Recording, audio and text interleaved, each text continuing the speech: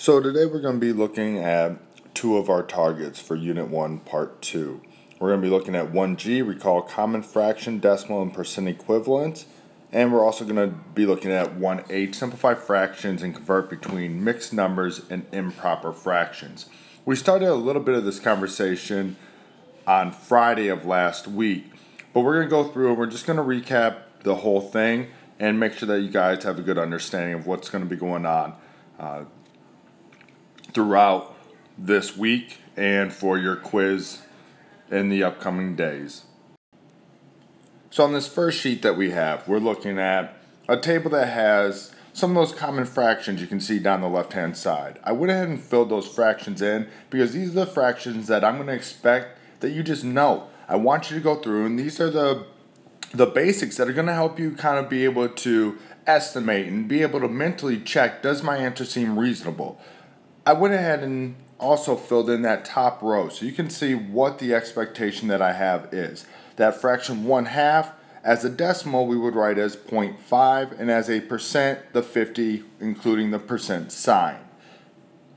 Looking at how we got these different values. 1/2, the fraction was given. We're talking about half of an item. If I try to figure out the conversion here to here, we're going to go back to that idea of just long division. So I know that I have 1 being divided by 2. When I do this, I know 2 can't go into 1, so I can add my decimal and a 0. That decimal goes directly above it, and now I can continue the math that I was working on. 2 goes into the 10, 5 times 2 is 10, I subtract, 10 minus 10 is 0. And I can see that now this decimal 5 is where that decimal value comes from. Now the question is, how do I make that decimal 5 or 5/10 into a 50%? Well, the idea of a percent is that all percents are out of 100. So if I'm looking at my decimal 5, any decimal I can make a percent by multiplying it by this 100. Where we want to get to is with this 100, we want to understand that if I multiply anything by a base of 10, all I'm doing is moving that decimal one place value, since our number system uses a base 10. So for every 10, for example, we have 10 to the first power is 10, 10 to the second power, or 10 squared, is 100. So the idea is, what is the base that I'm using? Am I using the base of 1? In this case we have 100, so that's 2. That tells me that in my value I'm going to move my decimal 2 places to the right, because for every base 10 that I have, it moves that decimal, or it multiplies that number by 10. So I multiply 5/10 by 10, I get 5. I multiplied it again, and I get 50. Once I do that, I can add my percent sign, and now I've converted from the decimal to the percent. As you're going through these, you're going to find that there are many of these that you already know. The fourths, all we have to do is think about our dollar. The fifths. The eighths might be a little bit tricky, but think about what you already know. I know that if I simplify 2/8, what can go into both 2 and 8? 2. 2 divided by 2 is 1. 8 divided by 2 is 4. And now I already know that one. 4/8, same idea, can be 1/2. So it's this idea that we're not necessarily figuring out all of these brand new. We're going to take that information that we know and we're going to apply it into these different settings. And that's where we're going to start building that idea of number sense. We want to make sure that as we're developing, we're going through and figuring out these ideas. How are numbers connected, and where can I use the information I already know to help me with the stuff that I'm going to be doing? The tenths, all we have to do is think about, well, when I write this, how do I read it as a decimal? 1/10. What does that look like as a decimal? Percent, again, we just follow our rule. If I have 1/10,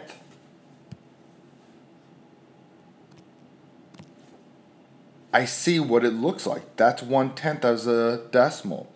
To convert it to the percent, remember it's multiplying by that base. And since it's a 100, I need to move that decimal 2 places to the right, which gives me 10%. Go ahead and finish out this worksheet. When you're done with that, continue on with the presentation. The next thing that we're going to be doing, you guys are probably already really good at this. It's the idea of simplifying fractions. All this is a process of changing the fraction to the most basic form of its same value.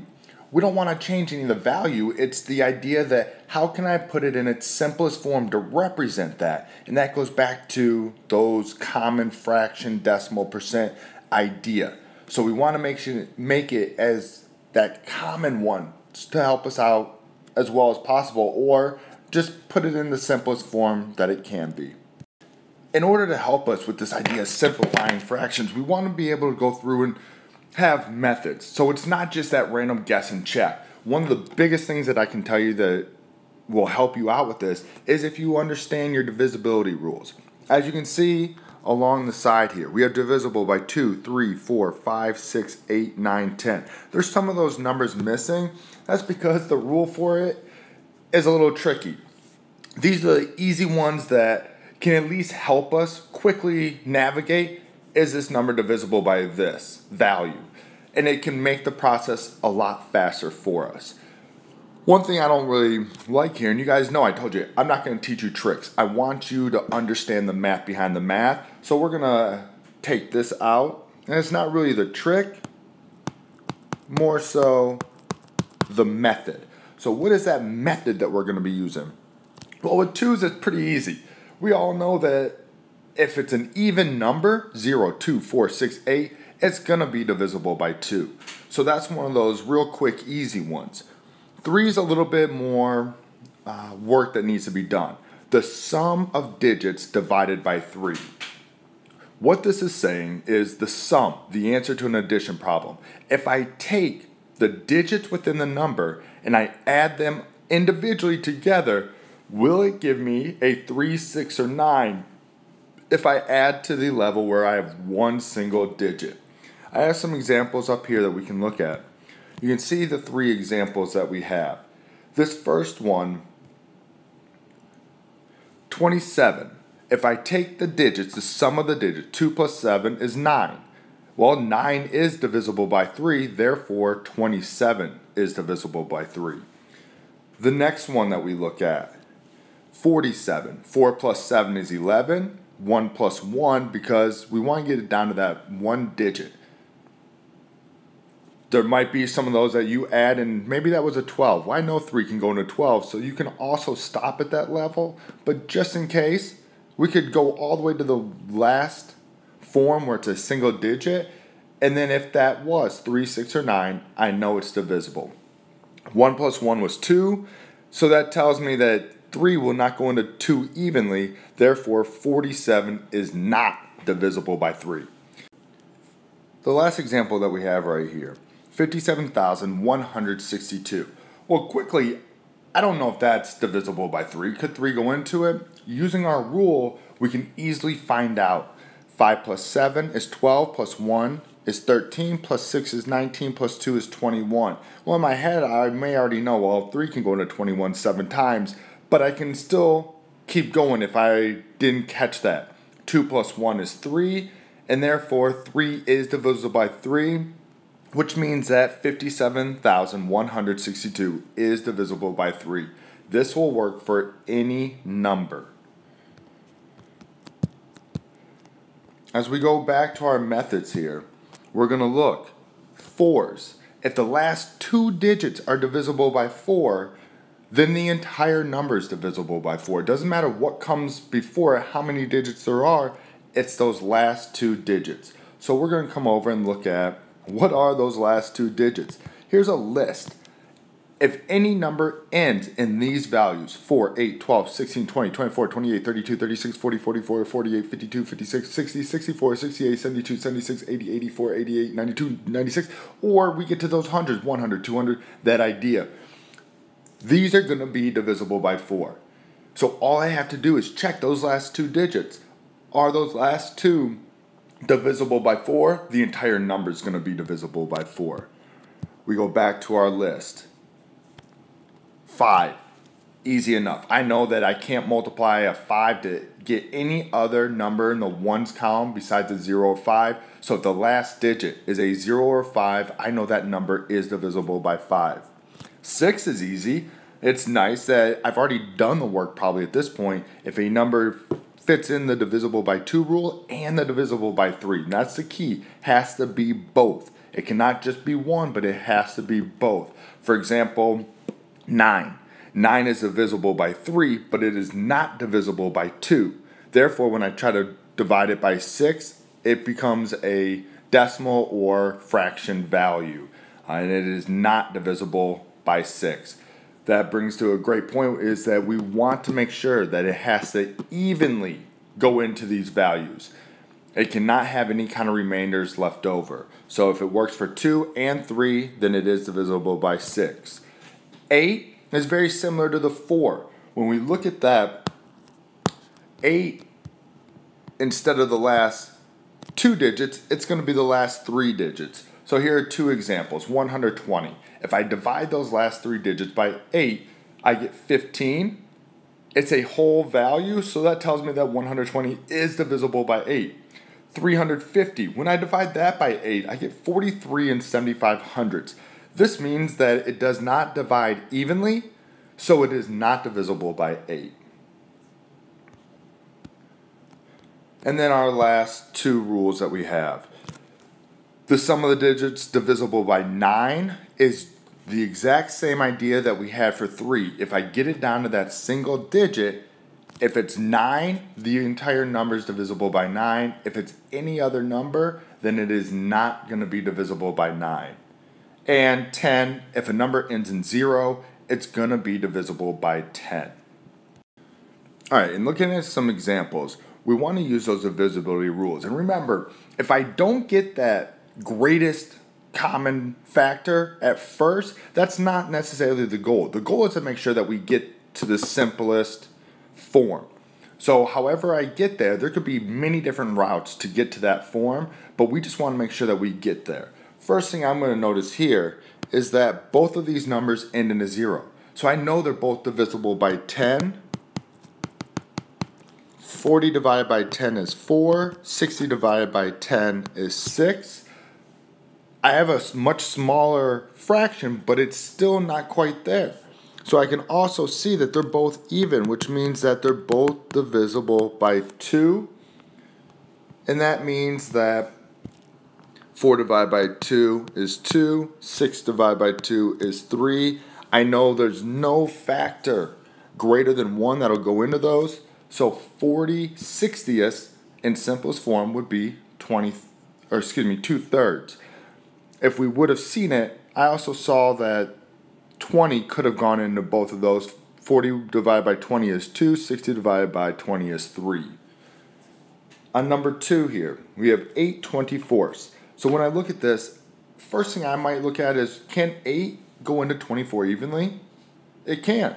So I know that I can divide both of these by 8, and I end up with 8 divided by 8 is 1. 24 divided by 8 is 3. And that is going to be the simplest form. I want to make sure that as I go through this, I'm just getting into these routines. I'm getting into the practice, the mindset of what is a plan that I could put in place that'll get me to the simplest form.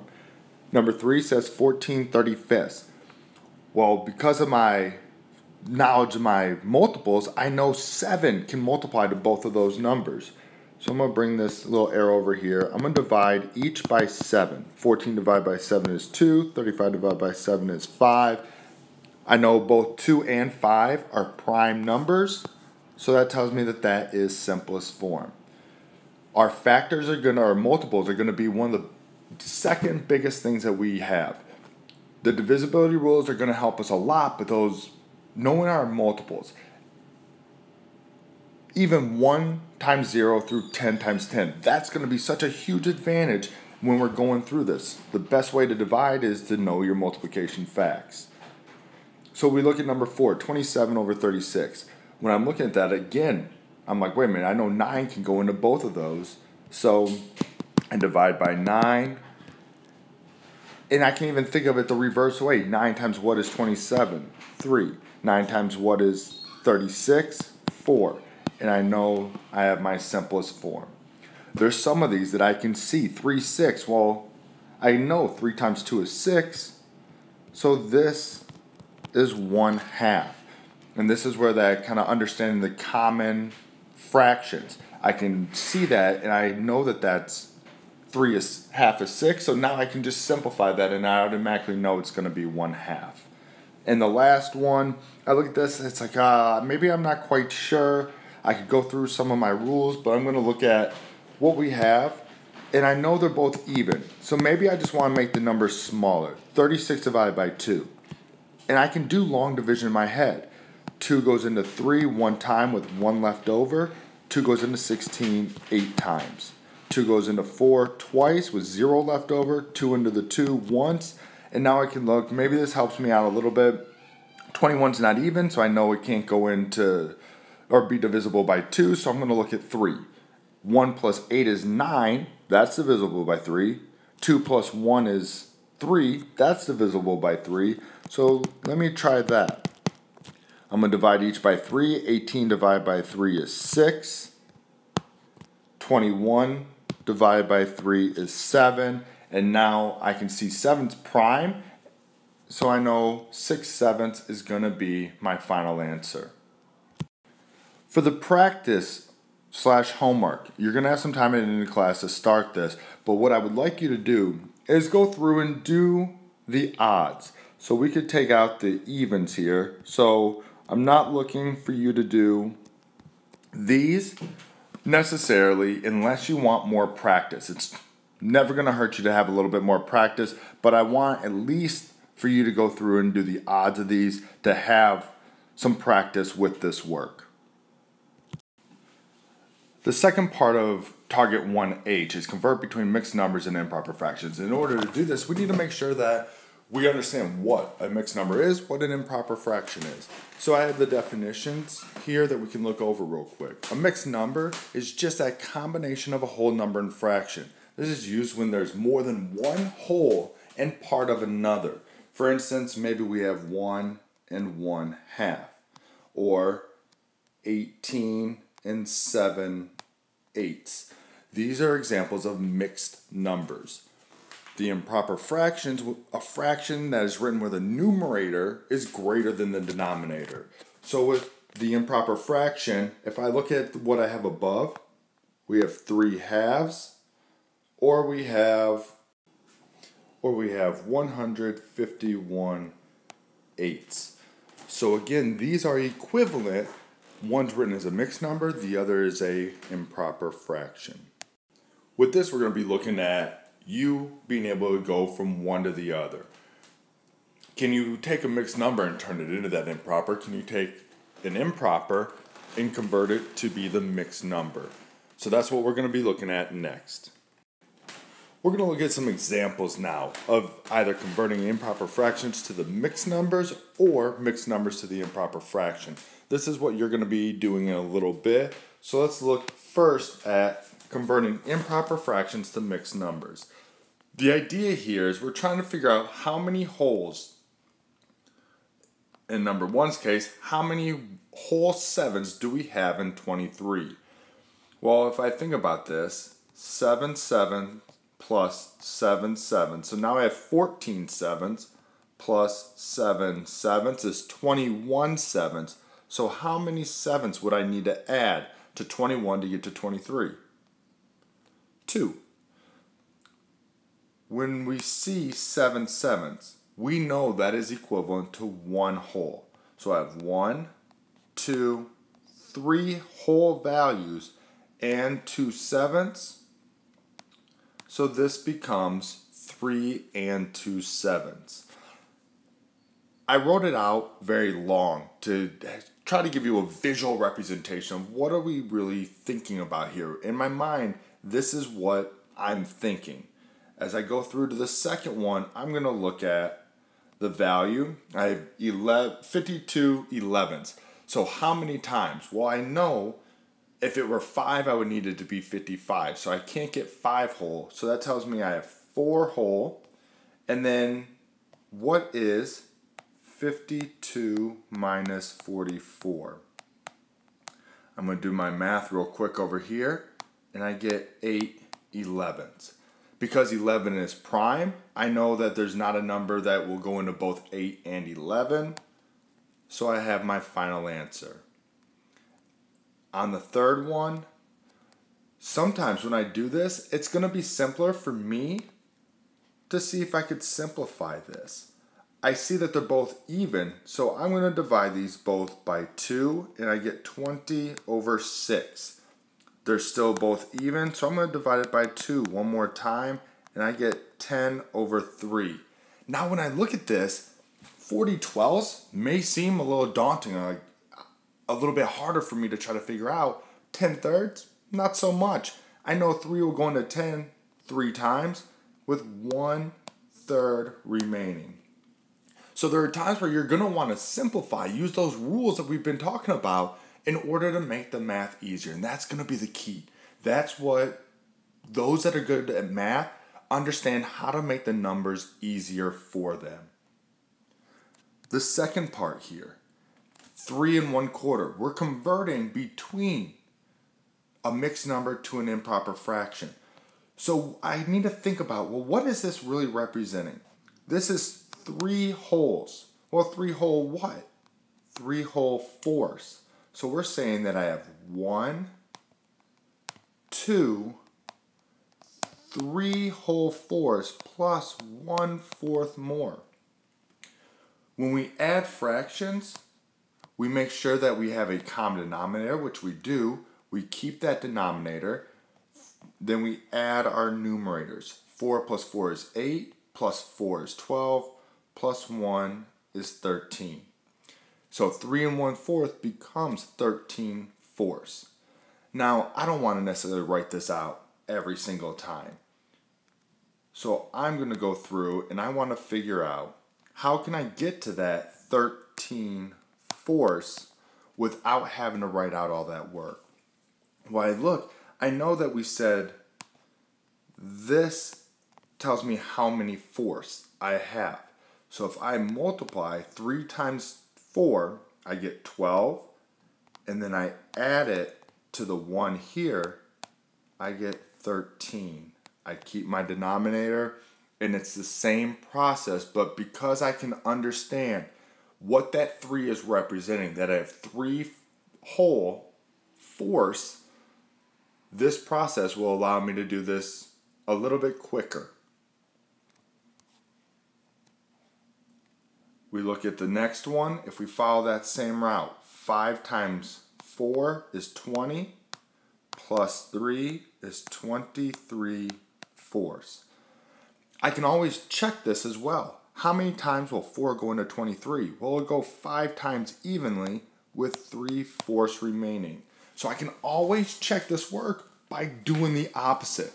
If I converted it to an improper, go back to the mixed. If it's not equal, if these two aren't equivalent, if they aren't the same, then I know I made an error somewhere.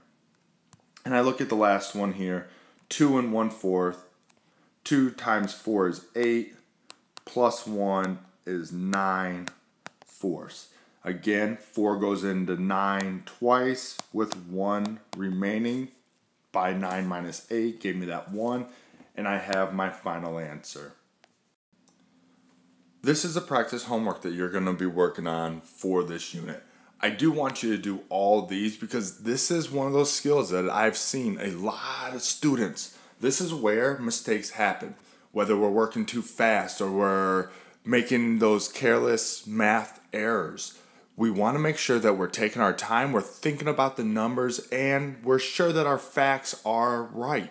We want to make sure that those numbers equal. We want to make sure that we're checking work you can do that real quick just to be sure. We want to guarantee that what we're doing is right. Be sure if you have any questions, here's my email. Email me. I'll be around. I'll get back to you as soon as I can.